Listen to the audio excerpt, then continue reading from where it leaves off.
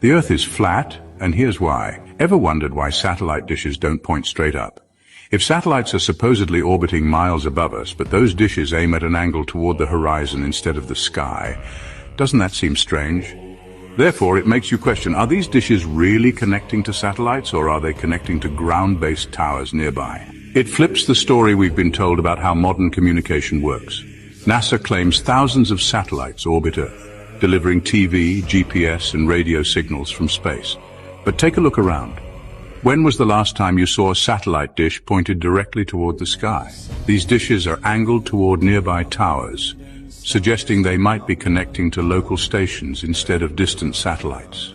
Therefore, you might wonder, what about those tiny lights moving across the night sky? Aren't those satellites? Here's the thing, these objects are supposedly the size of a bus and over 100 miles away, but at that distance, how could they be visible to the naked eye? So therefore, could those lights be planes, drones, or something else entirely? Now let's talk about those photos of Earth from space. NASA says these images are real, but they also admit they're composites, stitched together in editing software. Supposedly, satellites send down strips of images which are pieced together to create a picture of Earth. But if there are thousands of satellites out there, wouldn't it be easy to capture a single unedited photo of Earth? Therefore, it makes you wonder, why all the editing? Imagine if the images we're shown are computer-generated instead of actual photos.